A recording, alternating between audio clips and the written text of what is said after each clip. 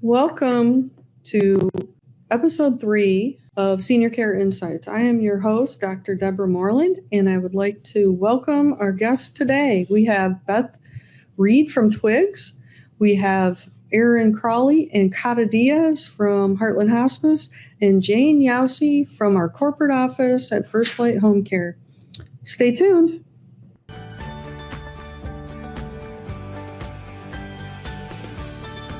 I appreciate the fact that we chit-chat, we have a little bit of a 10 minutes of conversation. Somebody that I can talk to, and somebody another person that's my age, that's actually here for me. She comes twice a month. They were here to take care of my husband, help me with housework, cleans my kitchen, my front room, and mops my floors. Believe me, it's a godsend right now. Able to take me to the store, cleaning the house, and just talking to me. I really enjoy helping the clients and getting to know them, and companionship, and helping them stay in their home and feel independent. I found my job rewarding, making a difference in people's lives and helping them out in any way I could. I recommend working at First Light Home Care. They have flexible hours, and you get to be a great relationship with the client and feel like you're making a difference. Like I say, we've not only become our caregivers, but also friends. If I didn't have a caregiver here, I would be struggling on a daily basis. And when she comes in and does it, it's such a tremendous help to me.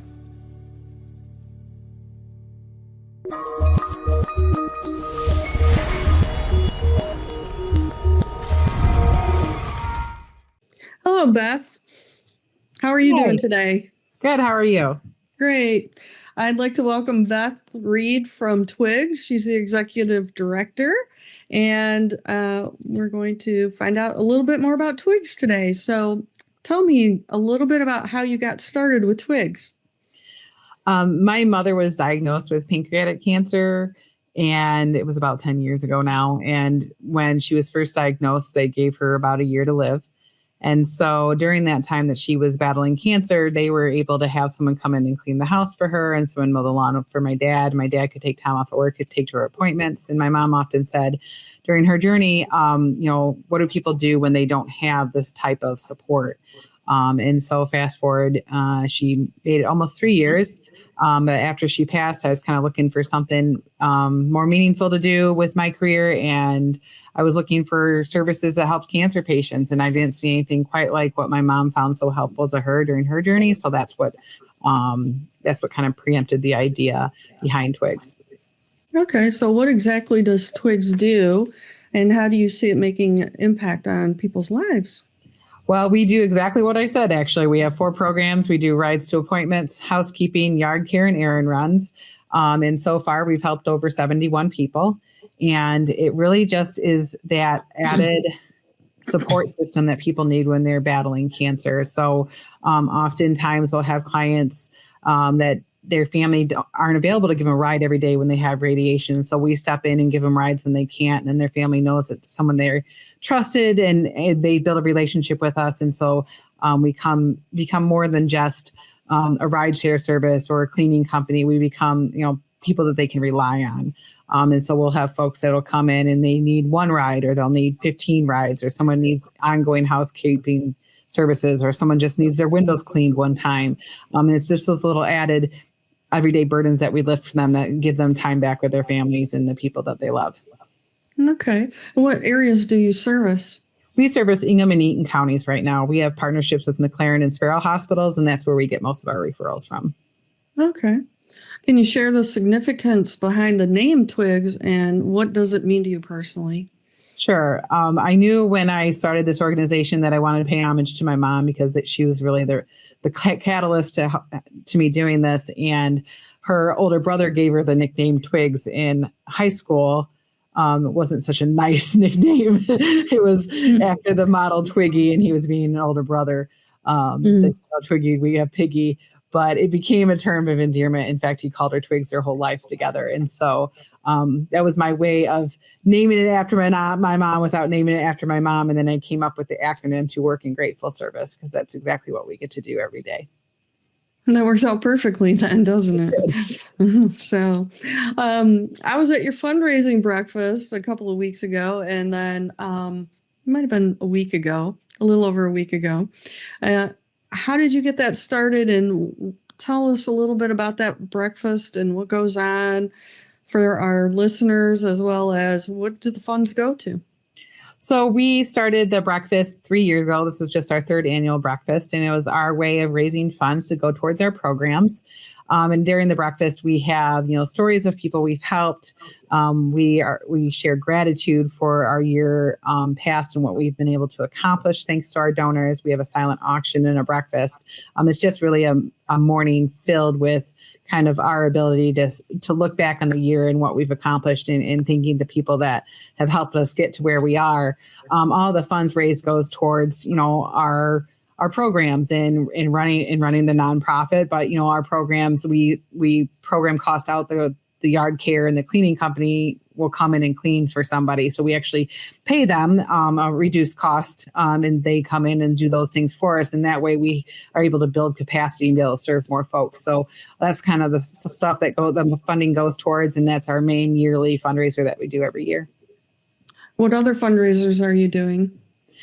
This year, we're going to kind of switch it out. So we don't really know yet for 2025 what that looks like. Obviously, Giving Tuesday is coming up, and that's always a time when people can give back to nonprofits in their community. And that's on December 5th. A lot of that is online donations. But we'll probably do a breakfast again next year or something similar. And then we're kind of revamping how we do things. So we'll see what 2025 has to offer. Okay. I have some ideas for you, so I'll share them later. But can you share a story of someone you've helped through Twigs that has made all of your work worthwhile?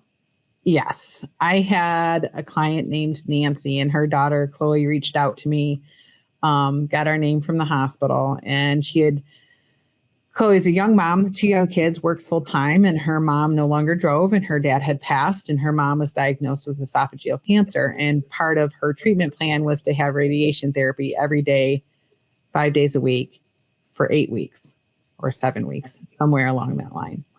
Chloe reached out to me kind of desperate because she couldn't possibly take that much time off of work to take her mom to these appointments. They're 15 minutes long. They don't take a whole lot of time, but they're always during the day, during the week. So she reached out and asked, can Twigs help? And I said, yeah, we can help. And she said, how often? And I said, we can do just about every ride. And so we did. And Nancy became more than just a client. She was a confidant and a friend. We shared laughs and talked about our lives together. And she really just reminded me that what we do is more than giving a ride, right? We're building relationships, we're establishing trust systems with people, and we're kind of there for them when they need us the most. And I was able to help Chloe through her journey, and then when her mom passed, I was able to help her with that. And so every time, I get burnt out or worn out, I think about Nancy and how that kind of difference in someone's life is well worth all the hard work and effort it takes to run a nonprofit. I completely understand that. Like we work with people too, and it's great to be able to help someone when they need it the most, and that's kind of what you guys do a lot. So what's next for Twigs? Do you have any exciting new projects coming on? Any new ideas? Well, we've had a lot of growth in recent years, and right now we're concentrating on capacity building. So what we want to be able to do is maybe bring on a staff member to help me out a little, and to kind of grow in our ability to, take on all those new clients and organize all those rides and kind of reach out into the community and continue to help in that manner. Capacity growth is important for any nonprofit, and we're really at the cusp of being able to do a lot more if we can get the funding. So our main concentrations are going to be to grow in that capacity and be able to reach more people in the next coming years. How many people do you currently serve right at the moment? Oh, geez. We have about 6 cleaning clients, 2 or 3 consistent rides needed. one client that has a consistent Erin right now, and one client that just ended her yard care but possibly needs some snow plowing done in the winter. So That's nice. Almost 10 people. So for those who are listening today, what can they do to support Twigs and the families that you're helping? Obviously, monetary donations are always important to nonprofits, so we continue that programming cost. If you're local and you have the time to give back, rides to appointments are a volunteer-based situation, so you can sign up on our website, www.twigsinc.org. We have a volunteer system. You can apply to be a volunteer, and then you just kind of take them as you have availability. And so that's very helpful to us, and it opens up time for us to do other stuff while you're helping us by volunteering. So, okay. Anything else you want to share with the audience? No, I really appreciate you having me on. I know that we work in the same kind of realm of service to others, and how important it is to help those who don't have the support. And so I appreciate the time, and just hearing what we do and how we do it is important to spread the word. So thank you. Okay, so people can either contact you through the website or by your phone number that's being scrolled on the bottom. So that is correct. All right. Well, thank you so much for joining us today, and I hope that we get some more volunteers for you. Thank you continue to grow. Thank you so much, Deb. Yep. Have a wonderful day. You too. Bye. Bye.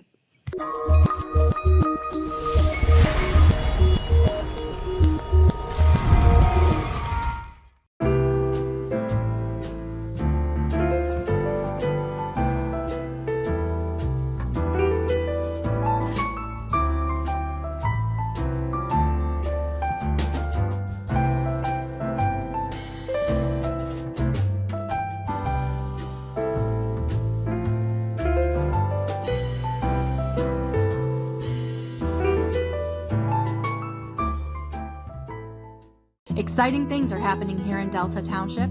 The courtyard at Delta is well underway, constructing your brand new home, bringing the finest in senior living and care to the west side.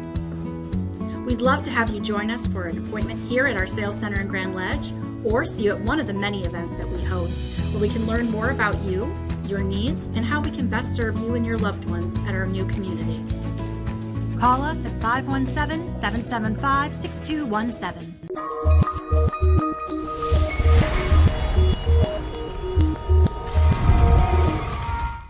We now have Erin, Crawley, and Diaz from Heartland Hospice. But before we get into any questions, I first want to thank our sponsors for our show. We have Brookdale Meridian and Courtyard at Delta, who have helped sponsor the show this year so that we can have some wonderful guests attend and share their insights on senior care. So, Erin, how are you doing today? I'm good, Deborah. Thank you. All right. Well, tell me a little bit about yourself and what you do at Heartland Hospice. Okay. Well, I work for the whole Heartland Home Health side of it. And so home health and hospice, we work together as well as with our palliative care team. And my role is a clinical home health specialist. So I meet with patients and their families and referral sources and help to get services that they need. I meet with the patients at the bedside. We go into different places, wherever they call home, whether it's assisted living, their house, or wherever they call home. Okay. And how long have you been doing this? Oh boy, I've been with Heartland since 2004, so almost 20 years. Oh, wow. Yes. What did you do before working with Heartland Hospice? What got you into this? Oh my goodness. So I was, I started out as a nurse in a skilled nursing facility, and then I wanted to stay home with my children. So I stayed home and did home daycare. I ran a licensed group home care for children ages 0 to 12, and I did that for 10 years. And when I decided to get out of that, one of my moms had said, well, if we're going to lose you as a daycare provider, I want you to come work for me at Heartland Hospice. So I put my nursing hat back on and started out as a hospice nurse with Heartland first, and then just kind of moved into different roles. And now I'm currently the clinical home specialist with home care. Awesome. Kata, how are you doing today? Oh, I'm fantastic. Thanks, Deb. All right. Well, tell us a little bit about yourself and what your role is at Heartland Hospice. Well, this is my, I like to say, second tour of duty with Heartland. I started with Heartland back in 2005. I was there for 5 years and ventured off and got some more experience on their different areas of the industry. And now I'm back, and I've been back for 5 years again. So 10 years total with Heartland. And my role is I am a hospice care consultant, which means that I basically can provide, I do education, I gather information, I assist getting things set up for hospice services wherever families need to go or want to go, especially even for placement things. So I'm very actively involved in the admission process for new patients with hospice. And I work with the palliative care department too. So Great. And what got you into doing this kind of work? Well, I said I never wanted to work with animals or old people because I have such a huge heart, but I grew up next door to my Italian grandparents for 18 years of my life, and it's in my blood. I can't escape it. Veterans and seniors are my passion, and they deserve the world. If it wasn't for them, we wouldn't be here. That's true. Yeah, I can recall being a child and going to my neighbors' homes for the elderly people and just wanting to go say hi to them because I felt like they were lonely. Mm-hmm. And so little did I know I'd be doing home care, at this stage in my life. All right. So Erin, tell me, what is skilled home care exactly? Okay. Well, it's a in-home care benefit, and it's covered by most insurances. It's provided under the direction of your primary care provider. So we can provide, and it can be used with both palliative care and personal care services. And we can also provide then, with that includes either skilled nursing, physical therapy, occupational therapy, speech therapy, home health aide, and a medical social worker can be included in that benefit. Okay, and what kinds of care does that include? So it does include, again, it's care provided by a skilled nurse or therapist, and they provide services to help regain strength following surgery, illness, maybe someone who's had multiple visits to the hospital or ER.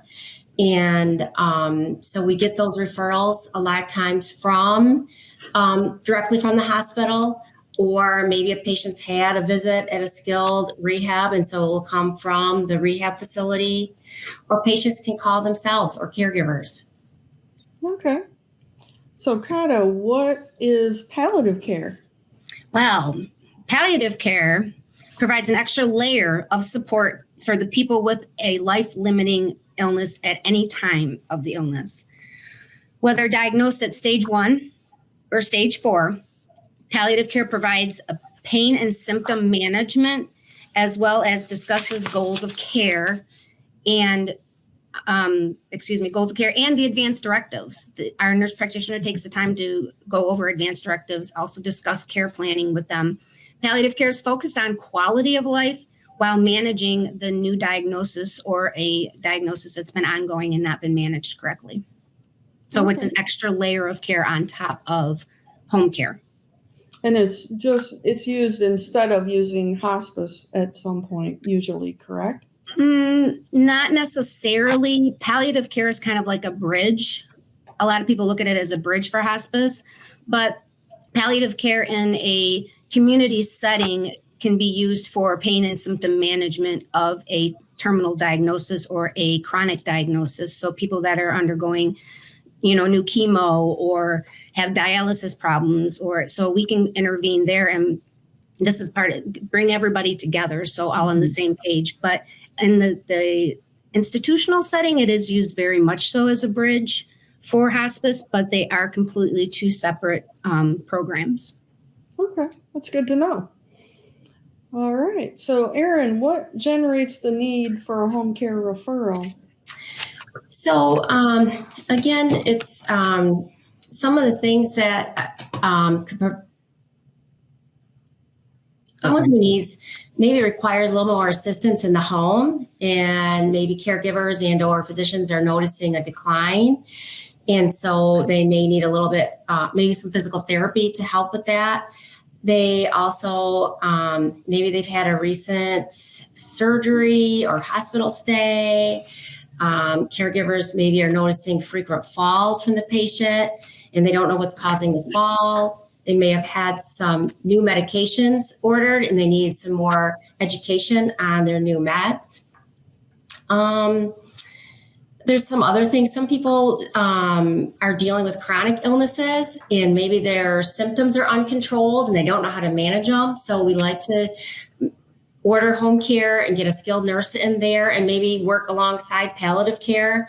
That way we work together very well to help manage patients' symptoms. And really, ultimately, the main goal of home care is to keep them out of the hospital, keep them as independent as possible. Okay. And Kata, where can palliative care be provided? Palliative care can be provided anywhere a patient calls home, wherever they reside. The patients must have a primary care doctor that's been following them. Our nurse practitioner communicates with their primary care to get any orders or to make any recommended changes that she has while she's seeing them in their home. So it's a great extension of the primary care's physician into the home of the patient who probably is having a hard time getting in based on their situation. So and palliative care is primarily ran by a nurse practitioner who coordinates with the patient's primary care physician as well as any of their specialists, whether it's an oncologist or a radiologist or any of them. They will communicate with them so that they can present a package to the patient as to this is what's going on. These are why these are changes are happening. Because a lot of times there's meds that are crossed over and stuff when you have a lot of hands in the pot.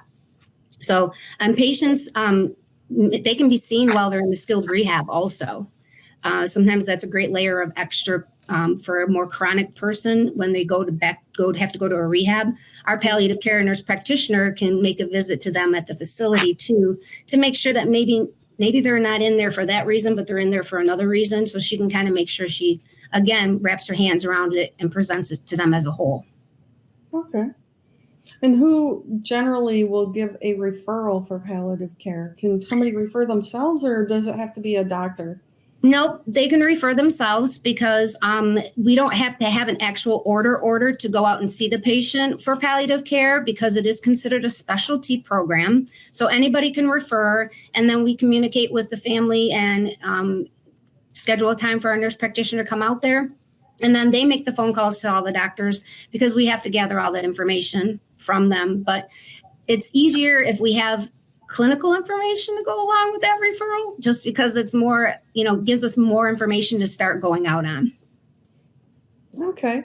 Well, we're going to take a quick break here and I'll come back and ask some more questions of both Erin and Kata on palliative care and skilled care.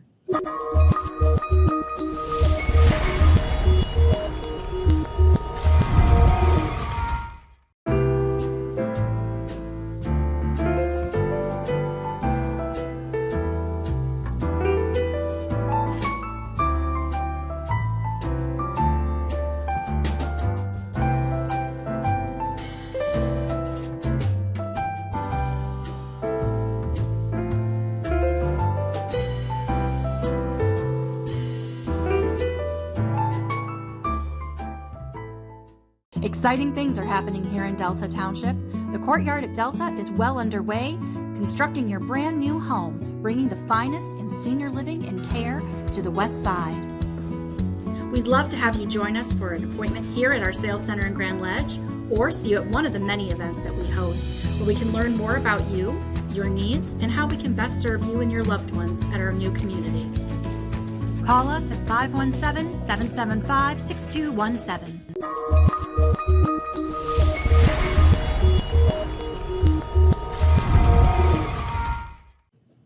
Welcome back. Okay, so Erin, can you tell me who qualifies for skilled home care and how those referrals get to you as well?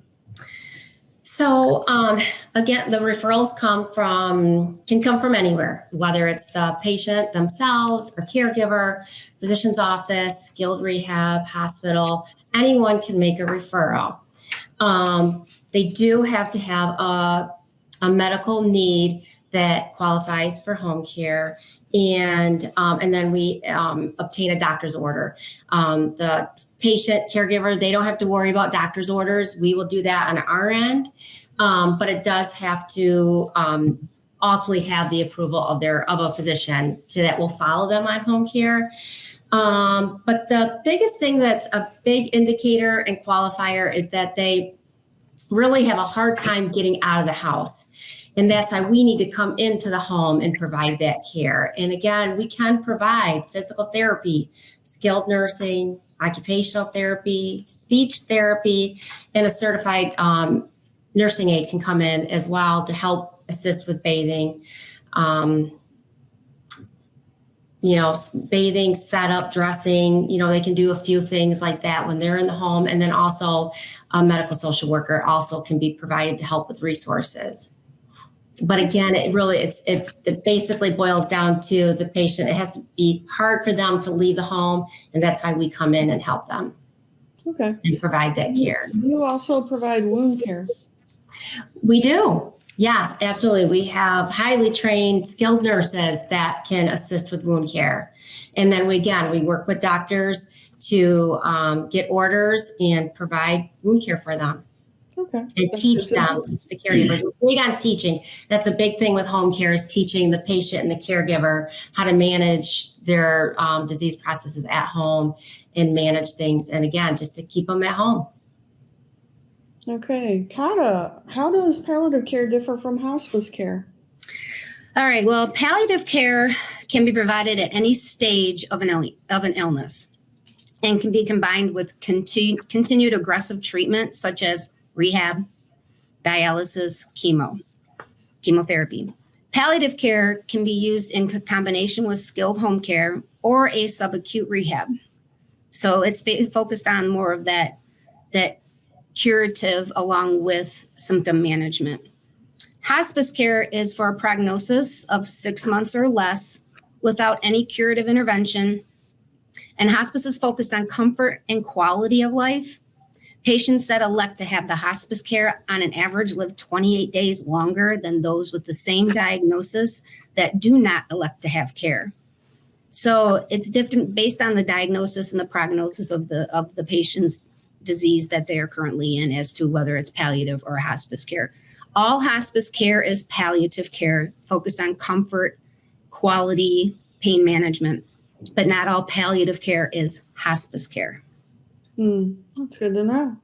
And I know that a lot of people feel like if they go on hospice that it's the end.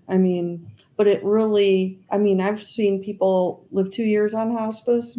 I've also seen people go off hospice. And so it's just that extra care that is really needed sometimes, and people need to accept that. Well, and I think too, a lot, hospice is being brought up very late in people's diagnoses or during the disease. And, if they can use the benefit earlier, it's a 6-month benefit or longer. We don't know what our paths are. So, I think that if they have decided that, they're not wanting any more curative treatment, or if they're not wanting any, to go to the hospital anymore, that's a big one. I'm done. I've given up.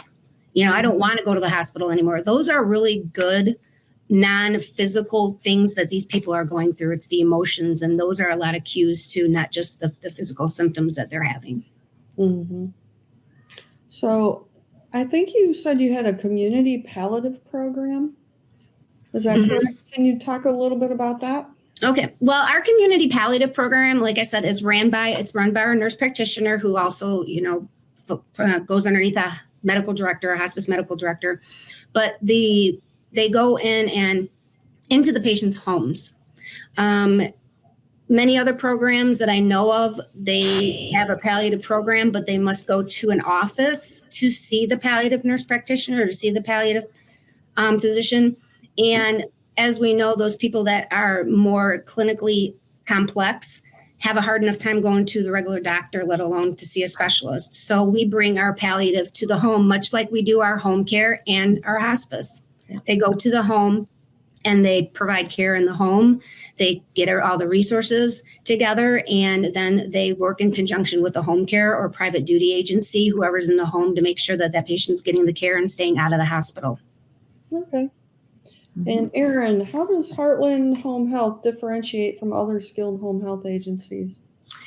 Okay, so I like to promote our disease management programs, and we do provide these programs to help manage the disease process that a patient may be going through, reduce unnecessary visits to the hospital, and again, to retain the greatest degree of independence and for them to stay at home.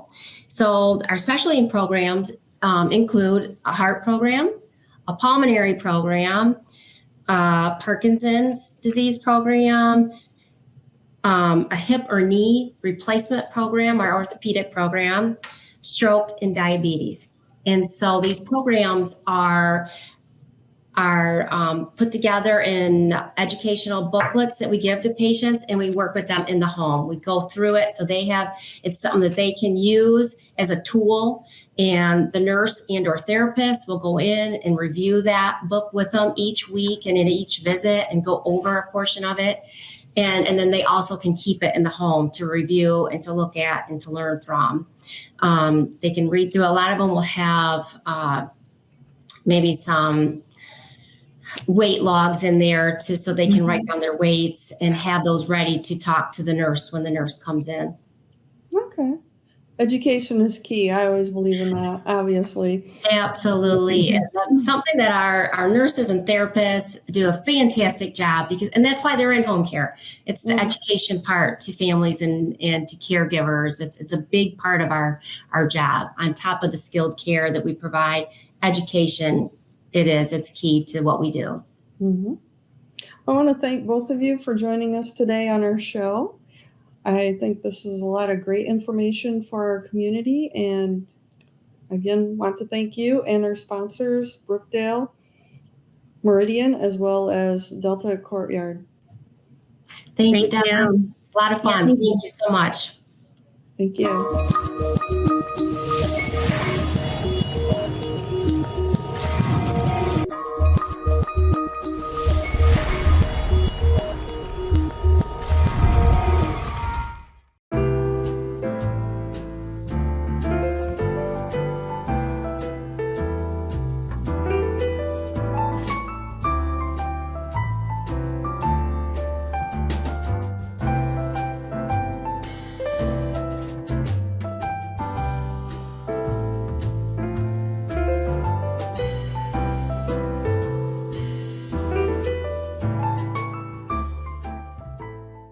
Exciting things are happening here in Delta Township. The courtyard at Delta is well underway, constructing your brand new home, bringing the finest in senior living and care to the West Side. We'd love to have you join us for an appointment here at our sales center in Grand Ledge, or see you at one of the many events that we host, where we can learn more about you, your needs, and how we can best serve you and your loved ones at our new community. Call us at 517-775-6217.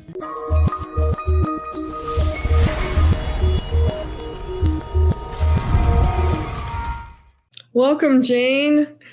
Nice to have you on the show today. Thanks, Deb. It's great to be here with you. Awesome. Well, Jane is from our First Light corporate office, and I know she works a lot with education, but I'm going to have her tell us a little bit more about what she does for the First Light corporate office. Oh, thank you. So I'm a geriatric occupational therapist by license and training, but my passion is helping caregivers become more competent and confident in working with folks with dementia. So I get to have a special role at First Light as Director of Learning and Development. Awesome. So let me ask you a few questions.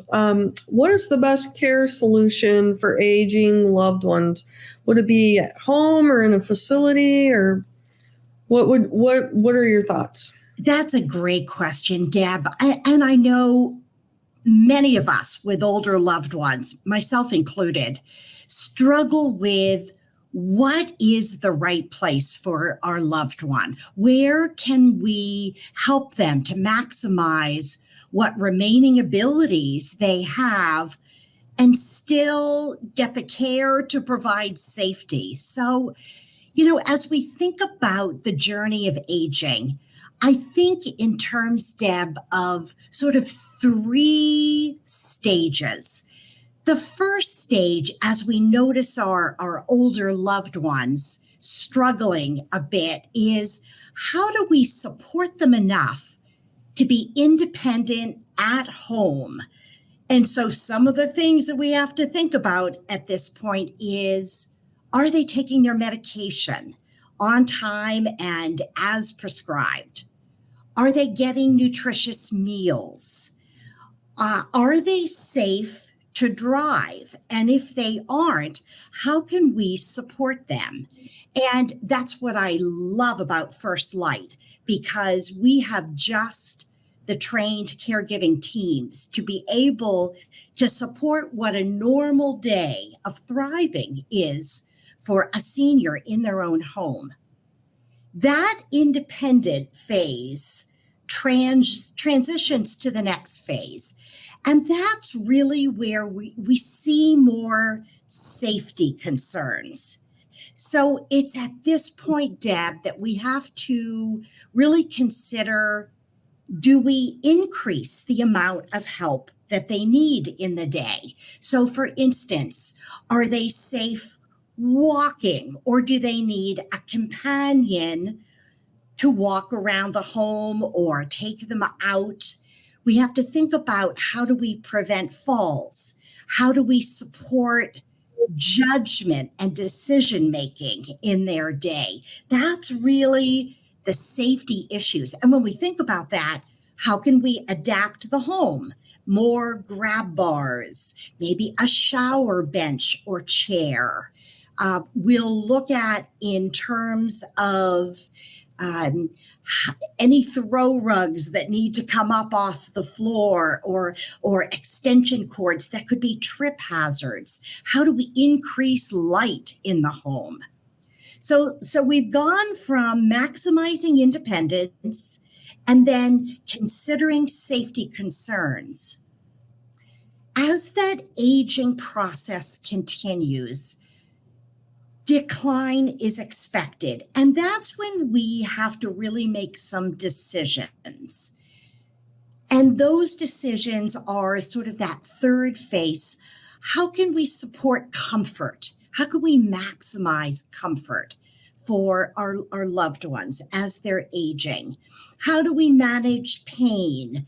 Do they need more help if they're no longer able to get out of bed easily? Do they need help with transferring in and out of bed? And how much care can be provided at home? I always think personally, and I speak from having my grandmother with Alzheimer's live with us, and my mom with memory loss, seeing those stages take place like I've described, I think home is the ultimate place for folks to age, surrounded by belongings, familiarity. Mm-hmm. Yes, I totally agree with that.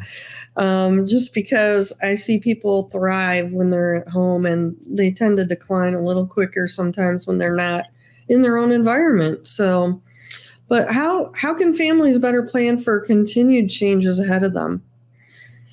So I think planning is the key to that.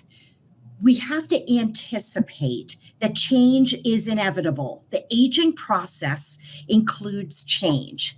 So, for instance, when we think about physiologically with our body, those adaptions we already talk about might have to go a little bit more. Maybe someone's no longer able to climb the stairs to a second room bedroom. So we would perhaps put in a chairlift in the house. We have to think about how can someone function as much as possible normally in their environment, and then what needs to be adapted to be able to ensure that.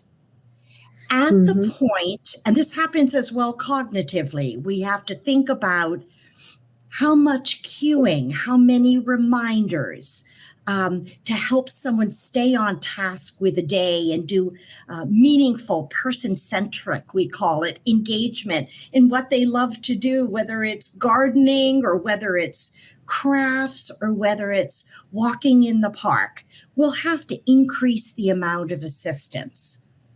To plan for that final phase where we're really looking at how do we provide the most comfort, we have to weigh out not only the number of hours it takes based on the changing needs, but as well the finances around that. So I'm not a financial planner, but I always recommend looking into what benefits are available to people as the need for more care increases.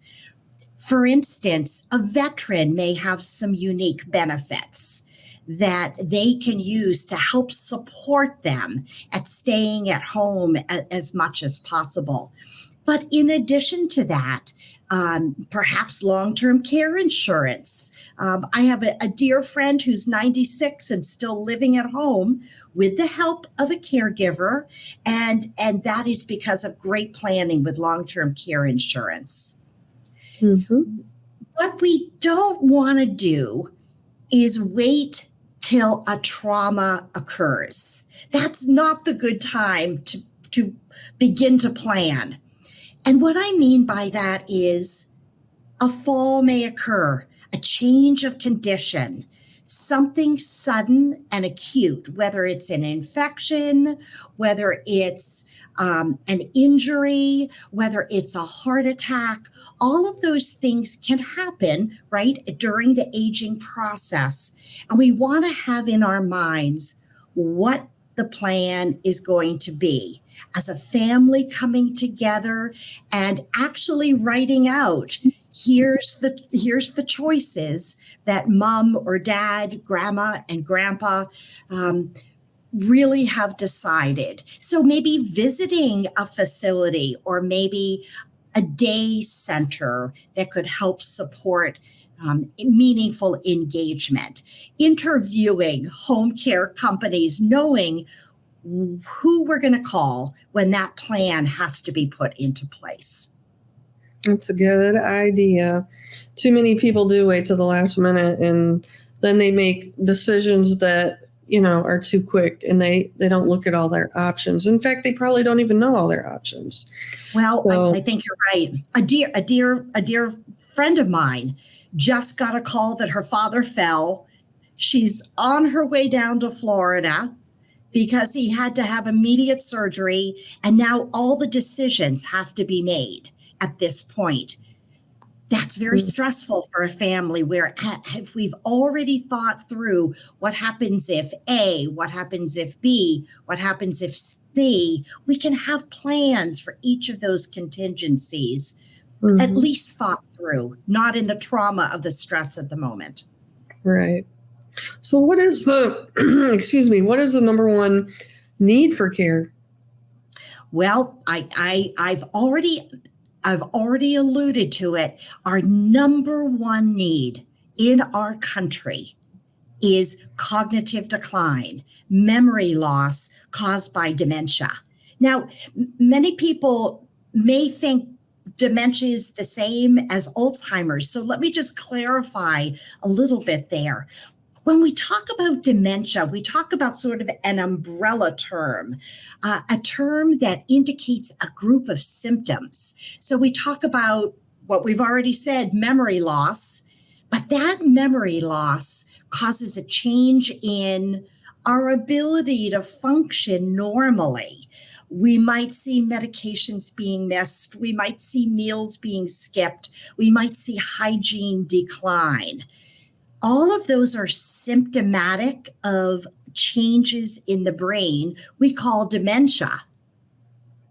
But there are over 110 different causes of types of dementia. So among those 110 plus are Alzheimer's, which accounts for about 60%.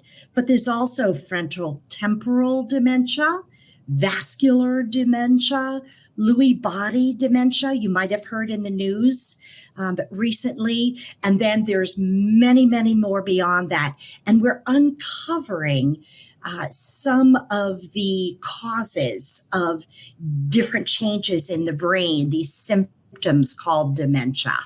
Mm-hmm. That's the number one need, that people are not able to stay in a safe routine without guidance and cueing.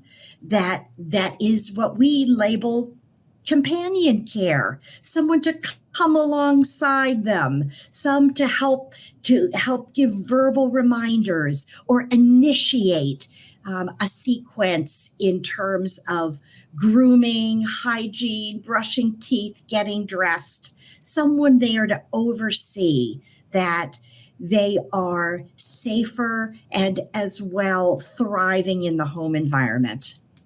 Mm-hmm. So how do you know for sure that caregivers are trained well in dementia care? And I would ask that question of anyone you're beginning to hire. So it's very, very important that not just a baseline knowledge. In fact, I got some feedback this past week from a caregiver who said, so many trainings in dementia just talk about what dementia is, but they don't equip caregivers to understand how that applies to success during a day. And so at First Light, I had the privilege of creating our own compassionate memory care training. And it's a very comprehensive training involving starting with getting to know what a person values. Are they a morning riser? Do they like to sleep in? What's their favorite breakfast? When do they get dressed? Is it first thing? Is it after breakfast? So learning meaningful routines is where we start at First Light. And then we begin to with our caregivers trained, know just the right amount of assistance. We don't want to do for people if they're able to be somewhat independent. Maybe they just need a reminder. We don't want to take away people's dignity and independence if they can accomplish tasks in a day. So our caregivers at First Light, who have been trained through the Compassionate Memory Care program, our own program, know how to understand the changes in our caring that we provide for people at different stages of dementia as the disease progresses. Not too much, not too little. Mm-hmm. And then what we look at is thinking about what someone is most proud of in their life and how can we surround a day or a week talking about, communicating about, looking at photo albums, reminding them of these special times in their life. We call that reminiscing from an occupational therapy perspective, but our caregivers with compassionate memory care know how to do this so that we're able to succeed in our mission. The best day every day for not only the client, but their family's peace of mind, and the caregivers just have joy in being able to provide that just right care based on remaining abilities in each stage of dementia. So we focus not on what people have lost, we focus on what they still can do. And We love creating days of joy with them.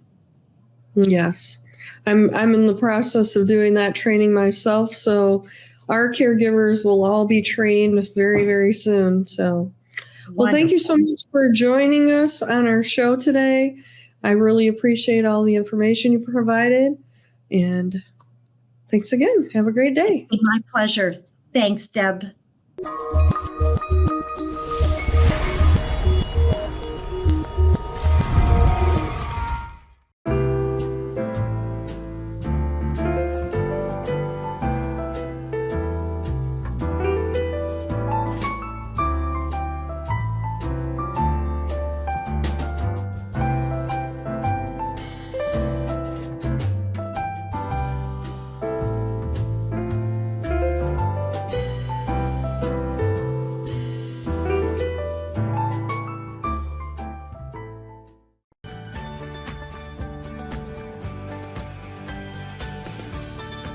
I appreciate the fact that we chit-chat and we have a little bit of a 10 minutes of conversation. Somebody that I can talk to, and somebody that another person that's my age that's actually here for me.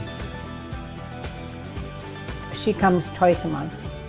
They were here to take care of my husband, help me with housework, cleans my kitchen, my front room, and mops my floors. Believe me, it's a godsend right now. Able to take me to the store, cleaning the house, and just talking to me. I really enjoy helping the clients and getting to know them, and companionship, and helping them stay in their home and feel independent. I find my job rewarding, making a difference in people's life and helping them out in any way I could. I recommend working at First Light Home Care. They have flexible hours, and you get to be a great relationship with the client and feel like you're making a difference. Like I say, we've not only become our caregivers, but also as friends. If I didn't have a caregiver here, I would be struggling on a daily basis. And when she comes in and does it, it's such a tremendous help to me.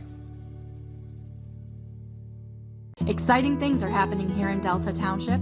The courtyard at Delta is well underway, constructing your brand new home, bringing the finest in senior living and care to the west side. We'd love to have you join us for an appointment here at our sales center in Grand Ledge, or see you at one of the many events that we host, where we can learn more about you, your needs, and how we can best serve you and your loved ones at our new community. Call us at 517-775-6217.